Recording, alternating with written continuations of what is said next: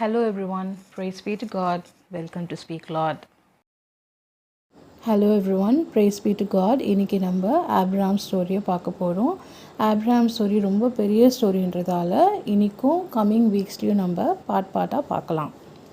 பார்வோன் ஆபிரகாமை அனுப்பினதுக்கப்புறமா ஆபிரகாம் அவரோட மனைவி லோத் இவங்களெல்லாம் கூப்பிட்டுட்டு எகிப்தை விட்டு கிளம்பிட்டார். ஆபிரகாம் நிறைய மிருக ஜீவன்களும் வெள்ளியும் பொண்ணுமா அதிக ஆஸ்தியை வச்சிருக்கிற ஒரு சீமானாய் ஆபிரகாம் இருந்தார்.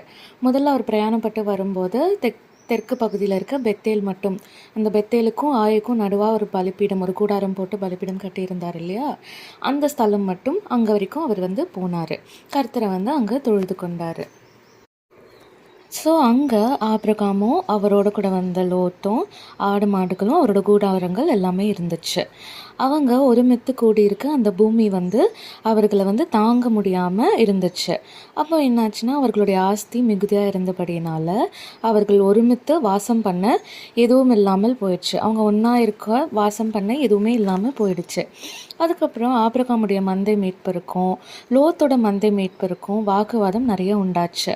அக்காலத்தில் கானானியரும் பெரிசேரும் அத்தேசத்தில் குடியிருந்து வந்தாங்க.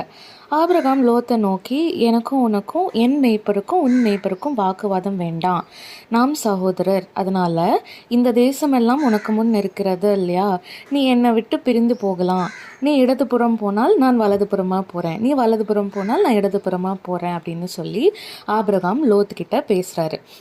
லோத்து அவரோட கண்களை ஏறெடுத்து பார்க்குறாரு. யோர்தான் நதிக்கு அருகில் சமபூமி முழுவதும் நீர்வளம் அதிகமாக பொருந்தி இருக்கிறத அவர் பார்க்குறாரு. கர்த்தர் சோதோமையும் கோமோராவையும் அழிக்கிறதுக்கு முன்னே சோவாருக்கு போகிற வழி மட்டும் கர்த்தருடைய தோட்டத்தை போலவும் எகிப்து தேசம் போலவும் அது இருந்துச்சு.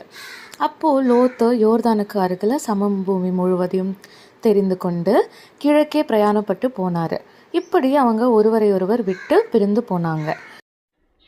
ஆபிராம் கானான் தேசத்தில் குடியிருந்தார். லோத்து யோர்தானுக்கு அருகில் இருக்க பட்டணங்களில் வாசம் பண்ணினார். சோதோமுக்கு நேராக அவரோட கூடாரத்தை அவர் அமைச்சார். சோதோமோட ஜனங்கள் பொல்லாதவர்களும் கர்த்தருக்கு முன்பாக மகா பாவிகளுமாய் இருந்தாங்க. லோத்து ஆபிரகாமை விட்டு பிரிந்ததுக்கு அப்புறம் கர்த்தர் ஆபிரகாமை நோக்கி, உன்னோட கண்களை ஏறெடுத்து நீ இருக்கிற இடத்துல இருந்து வடக்கேயும் தெற்கேயும் கிழக்கேயும் மேற்கேயும் நோக்கிப்பார் அப்படின்னு கர்த்தர் சொல்கிறாரு.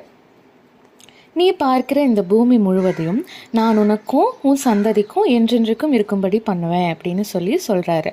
உன் சந்ததியை பூமியின் தூளை போல பெருக பண்ணுவேன். ஒருவன் பூமியின் தூளை எண்ணக்கூடுமா, உன் சந்ததியும் எண்ணப்படும் அப்படிங்கிற மாதிரி தேவன் ஆபிரகாம்கிட்ட சொல்கிறாரு. நீ எழுந்து தேசத்தின் நீளமும் அகலமும் எம்மட்டோ அது வரைக்கும் நடந்து திரி, உனக்கு அதை நான் தருவேன் அப்படின்னு சொல்லி ஆபிரகாம்கிட்ட சொல்கிறாரு. அதை கேட்டதுக்கப்புறம் ஆபிராம் கூடாரத்தை பெயர்த்து கொண்டு எப்ரோனில் இருக்கும் மம்ரே அப்படிங்கிற சமபூமியில் சேர்ந்து குடியேறாரு. அங்கே கர்த்தருக்கு ஒரு பலிபீடத்தை அவர் கட்டுறாரு. அதுக்கப்புறம் கதையில் என்னெல்லாம் நடந்துச்சு அப்படிங்கிறத அடுத்த எபிசோட்ஸில் பார்க்கலாம். Okay everyone, let's go for the recap session. நாம் ஸ்டோரியில் என்னென்ன கேரக்டர்ஸ் பார்த்தோம்? ஆபிராம், சாராய், லோத், அப்புறம் லோத் அண்ட் ஆபிராமோட மந்தை மேய்ப்பர்களை பார்த்தோம். அதோட சோதோமோட ஜனங்களை பற்றி பார்த்தோம். அதுக்கப்புறம் என்னென்ன பிளேசஸை பார்த்தோம்? பெத்தேல், ஆயி, யோர்தான், சோதோம் அண்ட் கோமோரா, கானான், மம்ரே, அதாவது எப்ரோனில் இருக்க மம்ரே, இந்த இடங்களை நாம் பார்த்தோம். வாங்க ப்ரே பண்ணலாம். என் கூட சேர்ந்து ரிப்பீட் பண்ணுங்கள். Dear Heavenly Father, thank you for your faithfulness and the example of Abraham's obedience. Help us to trust your plans, walk in faith and honor you. Bless our families and make us vessels of your grace.